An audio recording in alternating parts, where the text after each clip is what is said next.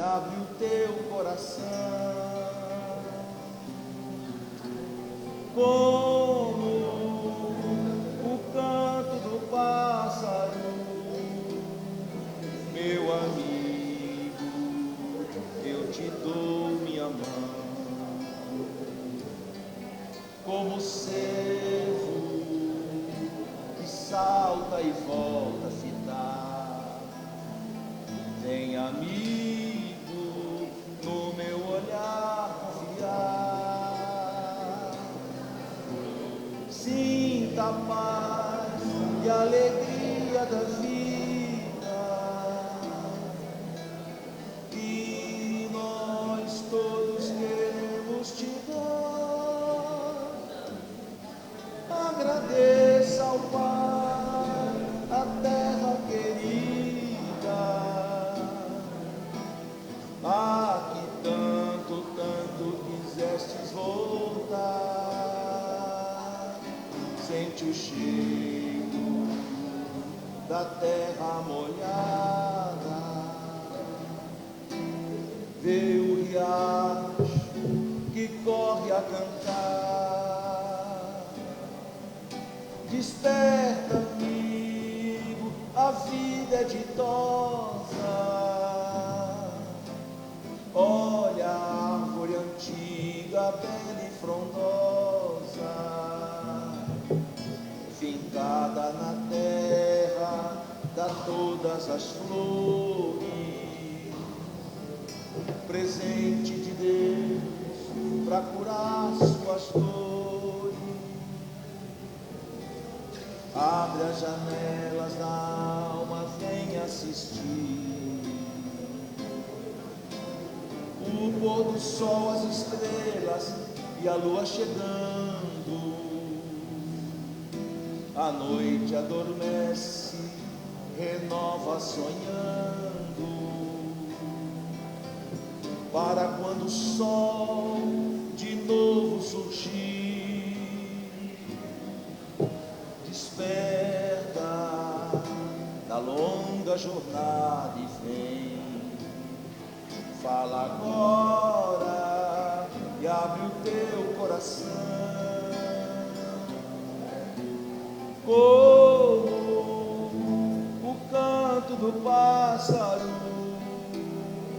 Vem, amigo, eu te dou minha mão. Vem, amigo, eu te dou minha mão.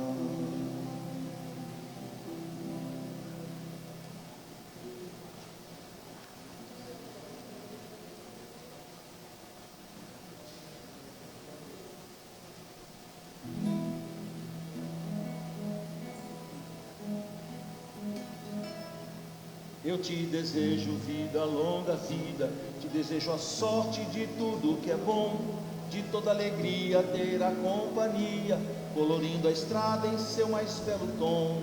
Eu te desejo vida, longa vida, te desejo a sorte de tudo que é bom, de toda alegria ter a companhia, colorindo a estrada em seu mais belo tom. Eu te desejo a chuva na varanda, molhando a roseira para desabrochar, e dias de sol para fazer os teus planos, nas coisas mais simples que se imaginar. Eu te desejo a chuva na varanda, molhando a roseira para desabrochar, e dias de sol para fazer os teus planos, nas coisas mais simples que se imaginar.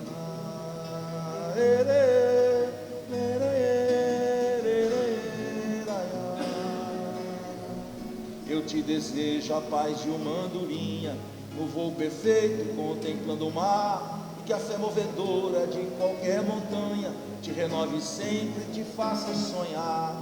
Mas se vier as horas de melancolia, que a lua tão meiga venha te afagar, e que a mais doce estrela seja a tua guia, como mãe singela a te orientar. Mas se vier as horas de melancolia, que a lua tão meiga venha te afagar, e que a mais doce estrela seja a tua guia, como mãe singela a te orientar.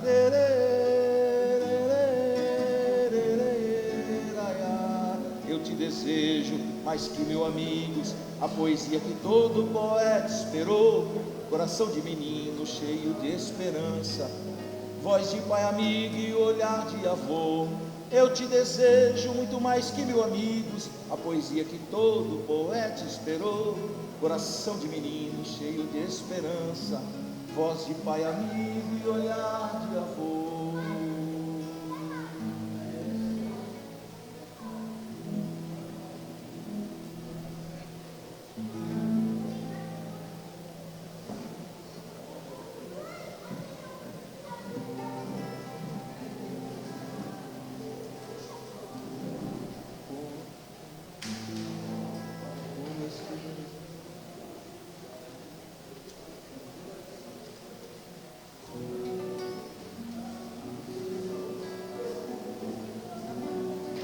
Quando a sombra da tristeza cobrir seu sonho de ventura,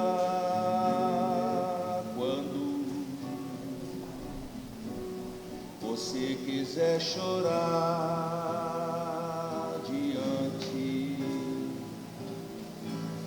da taça da amargura, quando a dor bater a porta ferindo bem fundo o coração, quando a esperança é morta e a vida é amarga ilusão. Olhe para trás, veja quanta dor, súplicas de paz, clamando amor. Olhos sempre em trevas, mãos mendigam pão, bocas que não falam e risos sem razão. Deixe de chorar, volte a sorrir. Você é tão feliz, volte a cantar.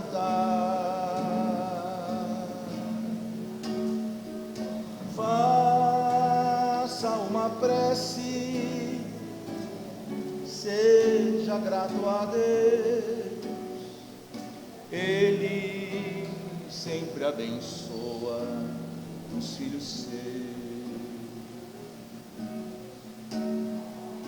Olhe para trás, veja quanta dor, súplicas de paz, clamando amor. Olhos sempre em trevas, mãos mendigam pão,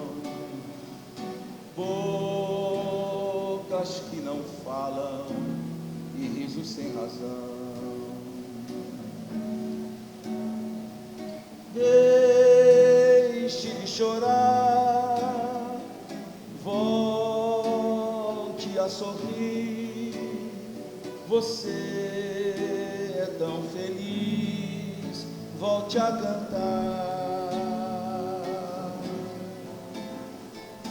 Faça uma prece, seja grato a Deus, Ele sempre abençoa os filhos seus.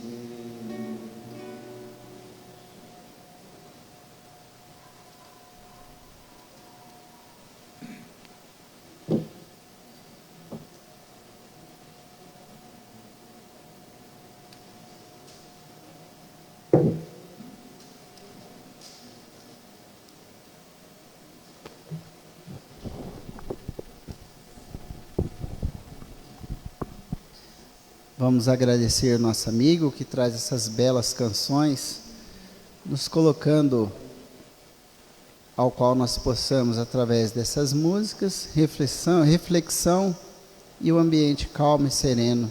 É o que necessitamos nesta casa. Boa noite a todos, sejam bem-vindos à Casa de Francisco. Hoje mais uma palestra com nosso irmão Roberto,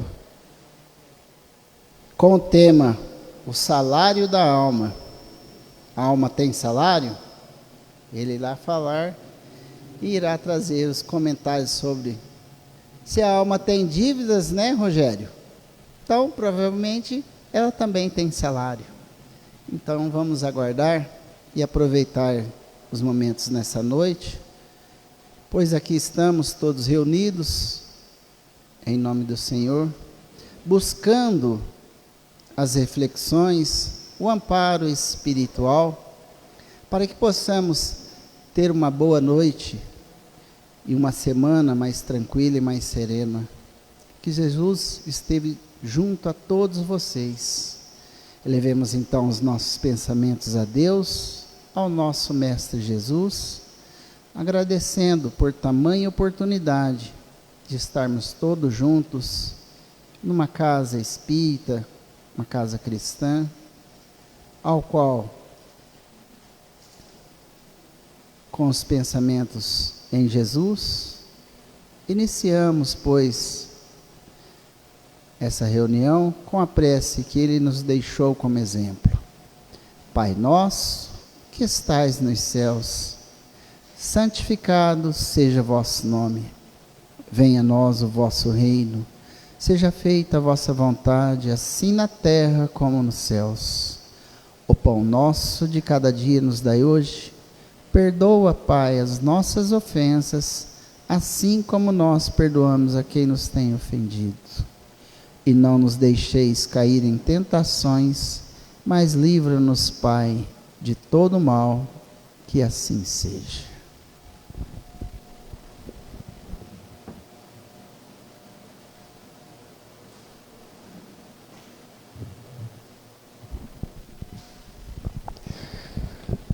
Boa noite a todos, sejam muito bem-vindos, que Jesus nos abençoe, nos proteja e nos dê condições para que sejamos compreendidos por todos que cá estão. O salário da alma, né? O Narciso já falou, mas do que será que o Roberto vai falar? Simples, eu só mudei o título, mas vou falar dos trabalhadores da vinha, capítulo 20 do Evangelho segundo o Espiritismo, item 1. Isso daí foi um chamariz, né, para a gente poder entender essa questão de salário. Será que a alma tem salário? Esse capítulo, ele é muito especial porque nem Kardec ousou comentar a respeito do texto que ele usa como referência, que está em Mateus, no capítulo 20. E ele conta a história, né, Jesus, de um proprietário de uma terra que contrata trabalhadores para o seu vinhedo, para a sua vinha. Alguns ele contrata pela manhã, outros um pouco mais tarde, outros no meio do dia, e por fim ele contrata outros no final do dia. E no final do dia, então, ele vai pagar as pessoas que estavam trabalhando. Mas tem um problema, todos recebem o mesmo salário. Tanto aqueles que começaram de manhã, quanto aqueles que começaram no final da tarde. E isso gera indignação dos trabalhadores. Afinal, eu trabalhei mais, eu teria direito a um salário maior. Só que aí não há nenhuma injustiça. O que Jesus ensina, nesse caso, é justamente que Deus é generoso com todos. Nós vamos receber o mesmo salário, todos nós que cá estamos. Então, essa passagem, só vou fazer um negócio aqui, porque tem gente que está escondida aqui atrás. De vez em quando é bom olhar nos olhos das pessoas, né? Essa passagem é somente Mateus que narra. Nenhum dos outros evangelistas traz essa informação. Então, em Mateus capítulo 20, versículo de 1 a 16. E ela conta essa história que Jesus contou para eles em um momento muito especial. Jesus estava indo da Galileia para Jerusalém. E no meio do caminho, então, ele conta essa parábola para eles. Por que é especial? Porque é a última vez que Jesus vai estar com seus discípulos numa caminhada. Porque quando ele chega em Jerusalém, a Páscoa, é onde vai acontecer a crucificação. Então é um momento bastante especial, bastante significativo. Por quê? Já tinha um objetivo pré-determinado que ia acontecer ali. Então ele conta essa parábola. E vale lembrar, toda parábola, ela nos dá uma margem de interpretação. Por isso que Jesus utilizava a parábola. Conforme a gente vai adquirindo conhecimento, conforme a gente vai adquirindo experiência na vida, a gente lê as coisas de uma forma diferente. Então a gente já falou aqui em outras ocasiões. Se você lê um livro hoje, e daqui um mês, um ano você lê novamente, você vai perguntar, mas tinha isso no livro? Hoje eu até me assusto quando eu vou ler, por exemplo, o Nosso Lar, eu fico me perguntando, mas como que eu não tinha lido isso aqui antes? Estudando o Livro dos Espíritos, então, é uma coisa absurda. Cada vez que eu leio uma pergunta, eu falo, mas essa pergunta existia aqui? Sempre existiu? Por quê? Porque conforme a gente vai amadurecendo, a gente vai entendendo melhor as coisas, o mundo, como funciona à nossa volta. Porém, isso só acontece quando há uma disposição para aprender. Isso é interessante a gente pensar. Obrigado. Só aprendemos quando há uma disposição. E recentemente eu ouvi uma coisa que me trouxe um pouco de choque, assim, que eu achei muito interessante.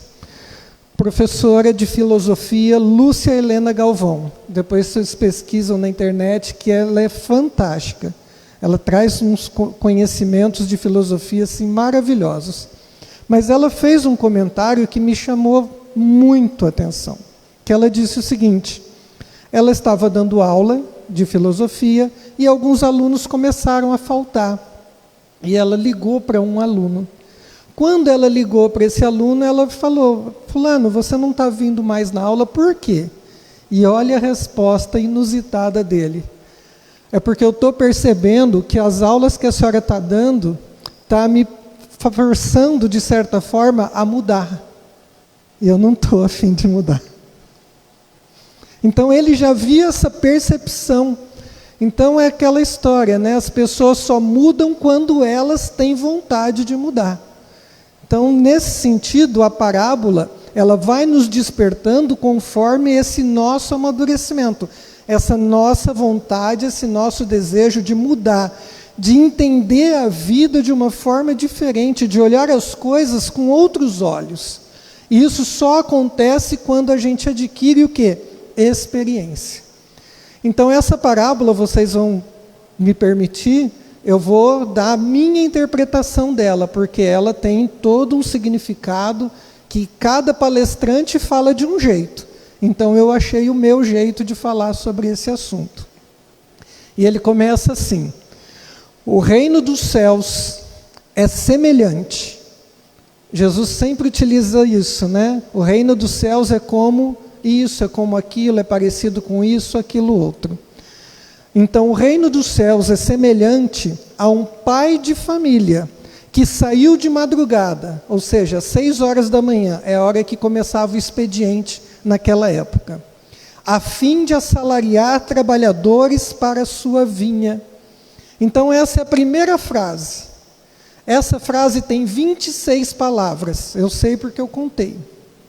Nessas 26 palavras, a quantidade de significado e de símbolos que nós encontramos é uma coisa, assim, impressionante. Por exemplo, vinha. O que nós podemos entender como a vinha? A vinha nada mais é do que o universo. É o lugar onde nós estamos trabalhando. executando uma tarefa, principalmente um trabalho que nós viemos fazer aqui na terra, é um trabalho moral. E olha só, o reino dos céus é um semelhante a um pai de família que saiu de madrugada a fim de assalariar trabalhadores. Significa, ninguém veio aqui para a terra a passeio. Nós viemos para trabalhar. Isso é importante a gente pensar. A gente não veio para se divertir, a gente veio trabalhar. Ah, mas então quer dizer que eu não posso me divertir? Pode. Né? Quem trabalha tem direito ao descanso, tem direito às férias. Até o Chico Xavier ia para a praia, por que nós não podemos? Né? Então, nesse sentido. Então, o que é essa vinha? Esse lugar aonde a gente vai trabalhar, usando a caridade, todas aquelas virtudes para que a gente possa promover dentro de nós uma transformação, a transformação interior. Então, a vinha é esse local de trabalho. Quem são os trabalhadores? Somos todos nós, seres humanos, que estamos aqui na Terra para desempenhar esse papel. O que é o trabalho? Na questão 675 do Livro dos Espíritos, lá nas leis naturais, Kardec pergunta, o que é o trabalho? Né? Tudo é trabalho? E a resposta dos Espíritos ela é muito significativa, porque eles dizem o seguinte, trabalho é toda ocupação útil. Tudo que é útil, que eu faço de utilidade para mim, para a sociedade, para onde eu estiver, é um trabalho que eu estou realizando. Então, por isso que a gente fala que quando a gente vai no centro, a gente vai trabalhar. Porque é o trabalho no bem. Todo trabalho, então, é isso, é uma questão de utilidade. E o que é o salário? O salário nada mais é do que o progresso espiritual. Quando que eu recebo o salário? No final da minha jornada. Ou seja, completei o mês, aí eu tenho direito ao salário. O que eu ganho quando eu começo a melhorar? Eu vou ganhar a evolução espiritual. Então esse é o meu salário. E esse salário ele tem a ver com o quê? O reino de Deus. E o reino de Deus é uma conquista. O salário é uma conquista. Você só recebe se você conquistar aquilo que você está batalhando, que você está trabalhando. Então a gente vê que o salário não é uma recompensa material. É uma recompensa de paz, de consciência, de elevação moral e tudo isso. Então nós vemos nisso tudo aqui símbolos muito importantes. E esse símbolo da vinha, do vinho, ele tem mais significado ainda para a gente. Porque, veja só, na introdução de O Livro dos Espíritos, Kardec recebe a seguinte instrução. Porás no cabeçalho do livro a cepa que te desenhamos. Ou seja, eles desenharam um ramo, né, de uva, de uma parreira. O ramo com as suas folhas, com um cacho de uvas. Porque é o emblema do trabalho do Criador. Aí se acham reunidos todos os princípios materiais que melhor podem representar o corpo e o espírito. O corpo é a cepa, o espírito é o licor, a alma ou o espírito ligado à matéria é o bago. O homem purifica o espírito pelo trabalho, e tu sabes que só mediante o trabalho no corpo o espírito adquire conhecimentos. Então, olha só como a vinha está intrinsecamente ligada àquilo que a doutrina espírita nos propõe. O trabalho como uma forma de evolução. Então, essa questão do vinho, ele mostra exatamente isso. Então, não é à toa que Jesus sempre utilizava essa figura, essa imagem do vinho representando essa condição espiritual. E se a gente pensar, todo o processo da vida física, ela tem uma semelhança com a parreira. Eu posso plantar o vinho, a parreira, e deixar ela a Deus dará? Não. Eu tenho que adubar, eu tenho que podar, né? Podar é importante, limites, né? Eu tenho que dar água, eu tenho que dar alimento, eu tenho que cuidar. Para quê? Para que ela possa produzir o fruto. Que fruto? A uva, que vai ser feito o que dela? Ser espremida. Então não reclame se a sua vida você está sendo moído, se você está sendo apertado, se você está sendo pressionado, porque faz parte da vida, porque isso é processo de aprendizagem. E a gente não entendeu isso. Por quê? Porque toda dor é veículo de tomada de consciência. O que significa isso? Eu só me mexo quando está doendo. É essa questão que às vezes a gente não entende. Então essa correlação com a uva é importantíssima, com o vinho, mostrando isso. Sem a dor não existe aprimoramento. Sem a dor não existe perfeição. E Jesus ainda usa essa expressão em João capítulo 15, versículo 5, que ele diz assim: eu sou a videira e vocês os ramos. Então, olha como está presente. Na alquimia antiga, inclusive, o vinho ele é representado por uma matéria que se transforma. Ou seja, é o espírito que é destilado da uva. E sabe como que era chamado o álcool antigamente, na época dos alquimistas? Spiritus vini. O título para álcool é o espírito do vinho. Então é exatamente isso. O vinho é o espírito da uva. Então ela representa o quê? O espírito que se extrai da matéria, a essência que se liberta após a purificação. Então, nós estamos aqui nesse processo de transformação e de purificação. E tudo isso é resultado de um trabalho interior. Vale lembrar, nós estamos buscando a nossa educação, nosso aprimoramento, nosso burilamento interior. E educação vem do latim educere, que significa o quê? Extrair de dentro, tirar de dentro. Então, nós estamos nesse processo educativo. Isso se liga muito à questão do Evangelho. Por quê? Porque o reino de Deus está onde? Dentro de nós. Então, nós precisamos extrair o reino de Deus. E para isso a gente precisa o quê? Passar pelo fogo. Para destilar. Você não destila a uva se você não passar pelo fogo.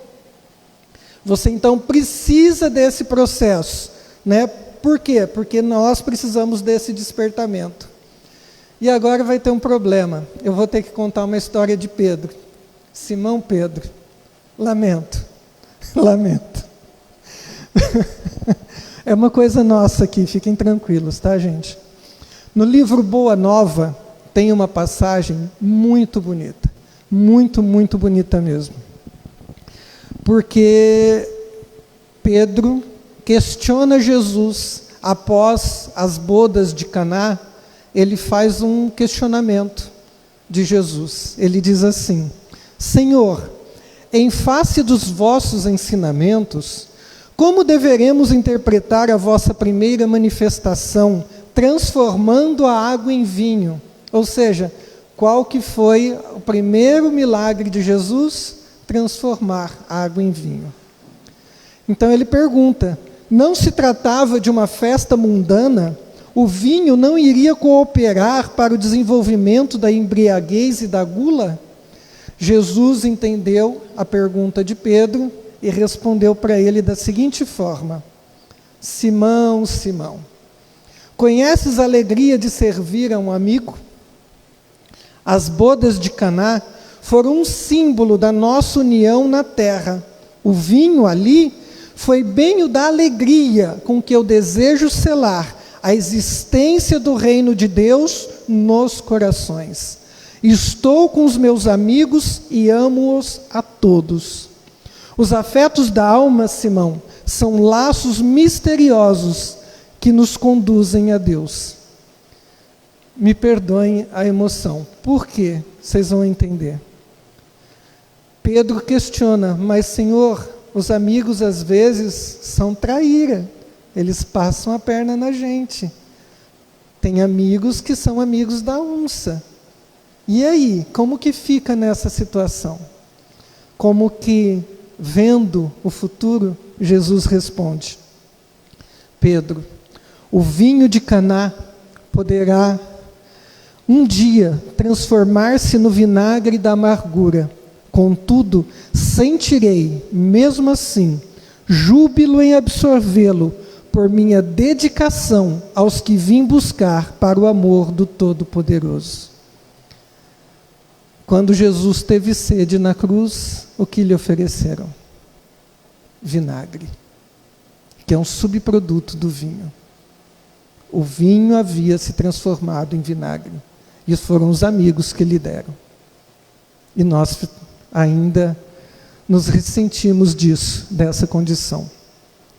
Então, por que eu falo, né, eu não estou fazendo uma apologia ao vinho não, tá, gente? O que eu estou mostrando aqui nessa passagem, nessa primeiro parágrafo com 26 palavras, por que é tão importante representar o vinho nessa passagem?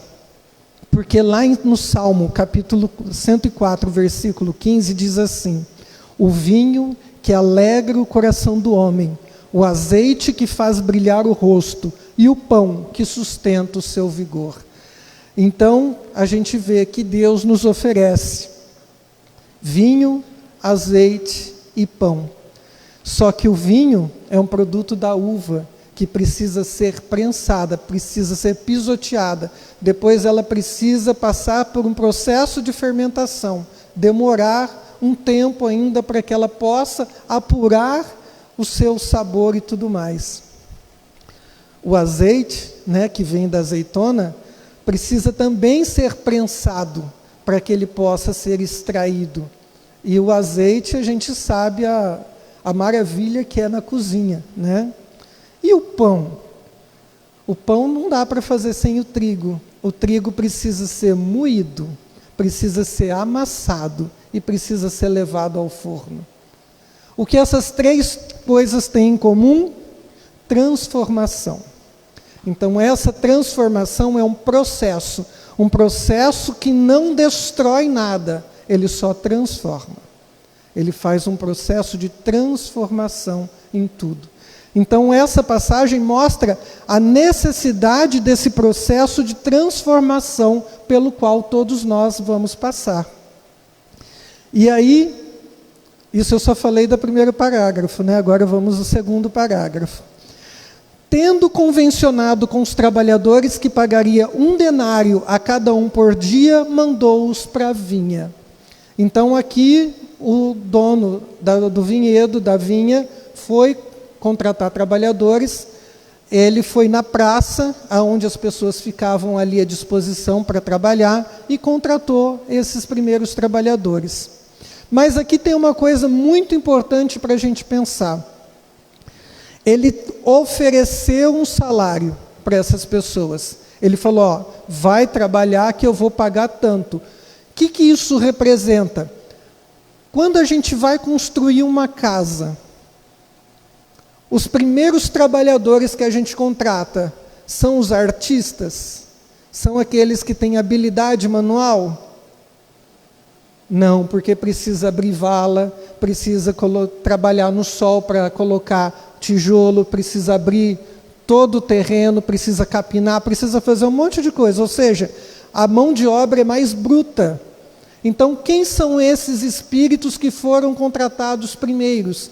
São os espíritos ainda brutos, que precisam de um trabalho de desbravar. São espíritos ainda que estão no estágio de consciência que eles precisam de um atrativo para serem convidados ao trabalho. Se eu não te pagar, eles iriam? Provavelmente não. Então, eles precisam desse atrativo, porque nós, espíritos ainda imperfeitos, precisamos de algo que nos faça caminhar. Aí a gente lembra, né? Da cenourinha na frente do burrinho para fazer ele vir até a gente, não é assim? E aí a gente sempre escutou uma passagem, né? Uma coisa no Centro Espírita que é uma frase que, aliás, eu tenho escutado pouco ultimamente, que diz assim: quando a gente não vem pelo amor, vem pela dor, não é? Então é assim. Então nós, espíritos embrutecidos, precisamos de algo que nos chame a atenção para a gente se deslocar, trabalhar. E esses trabalhadores, eles realizam um bom trabalho? A maioria das vezes não, porque eles precisam também de experiência. Então são as primeiras encarnações. Esses espíritos brutos somos nós, nas primeiras encarnações, quando a gente precisava encarnar nessa situação, com um atrativo. No Livro dos Espíritos, na questão 132, Kardec pergunta: qual o objetivo da encarnação? E a resposta dos Espíritos ela é bem simples. Deus lhes impõe a encarnação com o objetivo de fazê-los progredir. Então, é um imposto, é uma necessidade que é imposta para que a gente possa encarnar. Ou seja, você vai ter que ir, sim, vai ter que trabalhar, tem o salário, fica tranquilo que no final das contas você vai ter o salário. Beleza, então aí eu vou. Se não tiver esse atrativo, eu mostro, então, essa minha condição de espírito ainda imperfeito. Por quê? Porque a gente vai entender que cada espírito, ele tem uma realidade diferente. Porque nós somos espíritos com experiências diversas. Nós estamos aqui num grupo de pessoas que um não pensa igual ao outro. Tem semelhanças, mas a gente não tem o mesmo pensamento. Porque as experiências são diferentes. E nós aprendemos muito por repetição. Então, esses primeiros espíritos, essas primeiras encarnações, precisaram vir para repetir esse processo. E aí, o que acontece quando a gente não faz um trabalho bem feito? Volta e faz de novo. Simples assim. E aí a parábola continua. Saiu de novo a terceira hora, ou seja, às 9 horas do dia. E vendo outros que se conservavam na praça sem fazer coisa alguma, lhes disse, olha o que ele diz o pessoal, ide também vós outros para a minha vinha, e vos pagarei o que for razoável. E eles foram. Ele prometeu que ia pagar alguma coisa. Ele falou quanto? Não. O que significa isso? São espíritos que estão já numa condição espiritual diferente. Eles entendem a importância dos bens, das coisas materiais, mas não dão tanta importância a isso. O mais importante é o quê? O trabalho. Eles estão ali disponíveis e vão trabalhar. Então, são espíritos que já estão num outro estágio de consciência. Eles já estão dispostos a trabalhar. Não precisa insistir muito, né? Então, é essa qualidade de espíritos. E aí, novamente, saiu a hora sexta, ou seja, ao meio-dia, e a hora nona, às 3 horas da tarde. E, mais uma vez, ele foi fazer a mesma coisa, a trazer trabalhadores para a sua vinha. O que isso representa? Mostra que constantemente nós somos convidados a trabalhar aqui na Terra. Vamos encarnar? Vamos lá trabalhar na vinha? Vamos produzir? Vamos fazer alguma coisa? Então essa é a questão. Em cada momento que a gente vem, nós desenvolvemos uma capacidade. Então a gente vai ver que ao longo do dia representa cada encarnação onde a gente vai adquirindo habilidades e experiência.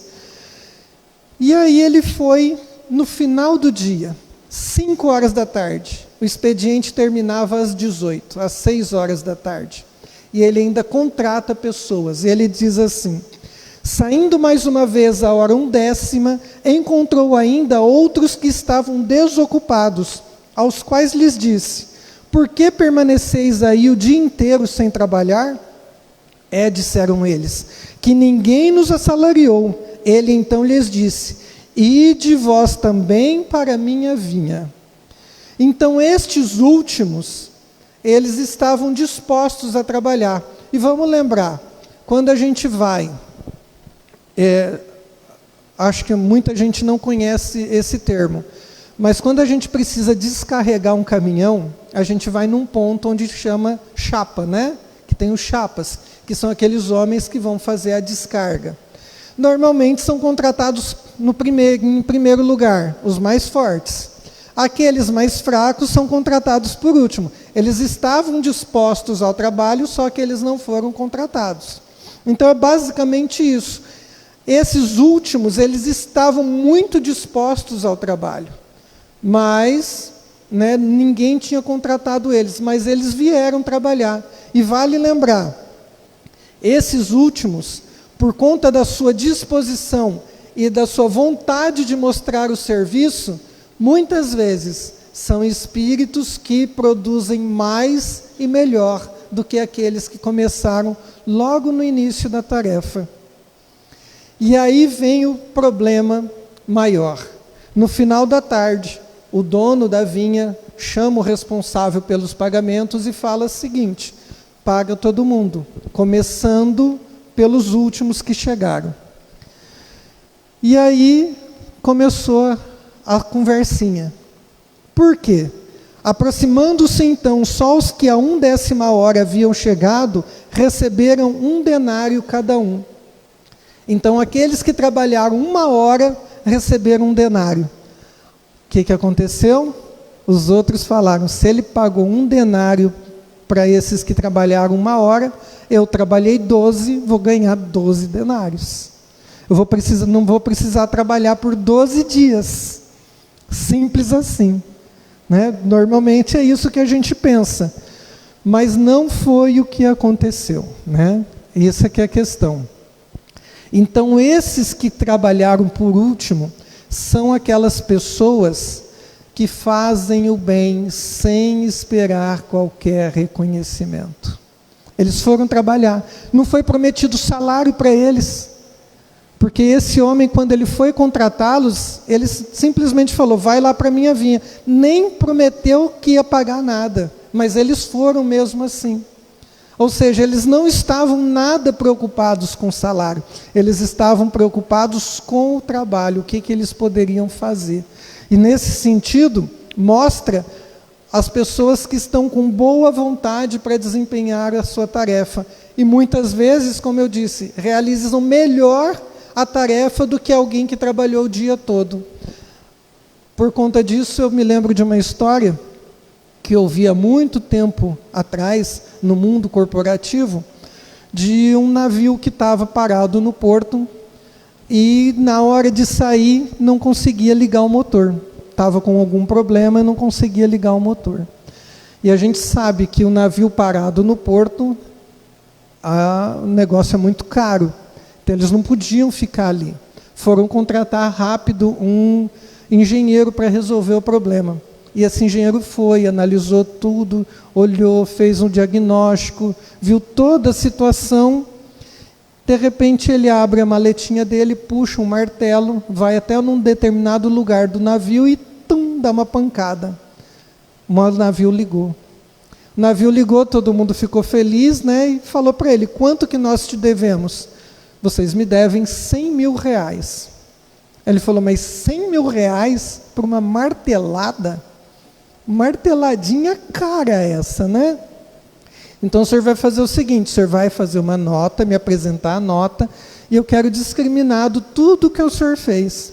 E ele fez a nota e discriminou e entregou. Na nota estava escrito assim: martelada, R$1. Saber aonde dar a martelada, 99.999. O que é isso? É a experiência.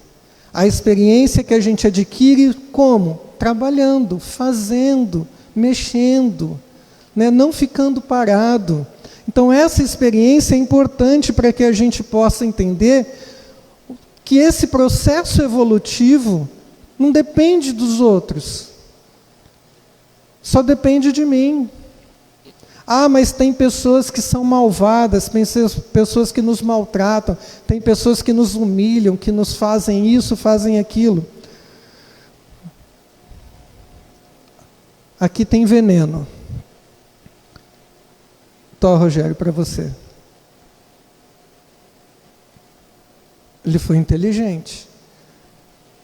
O que normalmente a gente faz quando alguém nos dá alguma coisa? A gente aceita. Essa é a questão. E aí a gente não cresce, não aprende. A gente aceita xingamentos, a gente aceita que aquilo é verdadeiro, que é real, e a gente acha que aquilo vai nos incomodar de tal forma que a gente fica sentado num canto como coitadinho, e não somos. Se alguém te chamar de baixinho, é uma constatação, eu sou baixinho. Eu, quando era pequeno, quando era novinho, tinha 12 anos de idade, eu era minúsculo. As pessoas me chamavam de surfista, de aquário, né, que eu tinha que correr para atravessar a rua para dar impulso para subir a sarjeta, esse tipo de coisa. E eu ficava fulo da vida por conta disso.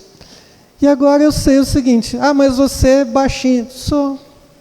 É uma constatação, o que é que eu posso fazer? Na encarnação passada eu abusei da minha altura. Agora eu tive que vir baixinho para aprender a lidar com isso. Pronto. Você tem determinado... Sou. Você é isso? Não sou.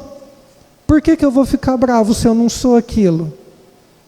Mas me ofende. Por que te ofendeu? Te ofendeu porque você tem uma ferida aberta e exposta e você não soube cuidar. Estão te dando o veneno e você está aceitando tomar. Não toma. Segue em frente. Então esse é o processo de aprendizagem que a gente está aqui fazendo. E esses últimos, né, que foram receber o salário, que foram os primeiros a começar a trabalhar, receberam uma moeda. E aí começou a confusão. Eu vou reclamar, porque a CLT fala que não pode, isso na época de Jesus, né? CLT não pode, tem que pagar salário igual, é o processo da isonomia salarial, eu quero o mesmo salário. Aí o dono da vinha fala: mas eu combinei com você qual o salário? 1 denário. Quanto que eu estou te pagando? 1 denário. Onde está o erro aí? Aí há a justiça. Então isso mostra que esses últimos são, de fato, espíritos ainda muito atrasados, porque carregam um defeito muito grande que todos nós ainda temos, chamado inveja. Então eles tinham inveja do outro, porque que o outro ganhou, trabalhou 1 hora e ganhou a mesma coisa que ele. Então isso demonstra que esses espíritos ainda são imperfeitos. O que eles vão precisar fazer? Fazer toda a experiência novamente, até que entendam todo esse processo e, ganhando experiência, trabalhem menos e ganhem o mesmo salário. Mas isso acontece quando? Quando a gente, então, se der conta que somos espíritos nesse processo de evolução. Então, a gente vê que aqui não houve injustiça por parte do proprietário, nenhuma injustiça, ele pagou o que era justo. Não é porque a gente não entende como funcionam os mecanismos de justiça de Deus, que Deus é injusto. É a gente ainda que não compreende. Por quê? Todos nós somos iguais perante Deus. Todos nós merecemos o mesmo salário. Qual que é o salário? A felicidade. Por que que os últimos, então, serão os primeiros? Porque os últimos são espíritos que já adquiriram experiência, que têm maturidade, que compreenderam essa condição espiritual, e nesse sentido, são os primeiros a sentirem a presença do reino de Deus dentro deles. E os últimos ainda terão que passar por todas essas experiências. Simples assim. Por isso que a vida é cheia de dores de cabeça e problemas, né? Então, olha só o que o Carlos Torres Pastorino escreve no livro Sabedoria do Evangelho. O reino dos céus, pois, é semelhante a um homem justo, que distribui a cada trabalhador o salário justo, de acordo com o valor do serviço realizado, e não com o tempo empregado para realizá-lo. Assim, tanto merece aquele que necessita de 10 encarnações trabalhando para consegui-lo, quanto aquele que numa existência só conquista aquilo que é seu por seu próprio esforço. Então, depende de quem conquistar o reino de Deus, de conquistar esse salário da alma. de nós. Quantas encarnações? Depende da minha aplicação. Como eu me aplico na existência que eu estou passando. Então, se a vida é uma escola, cada encontro, cada dor, cada alegria são lições cuidadosamente colocadas no nosso caminho para que a gente possa aprender. E nesse sentido, aquela frase do Chico Xavier nunca fez tanto sentido na nossa vida, né? Embora ninguém possa voltar atrás e recomeçar, cada um pode começar agora e fazer um novo fim. Imagina um homem de 70 anos, entra no centro espírita pela primeira vez, e ele começa a entender como que funciona o centro espírita.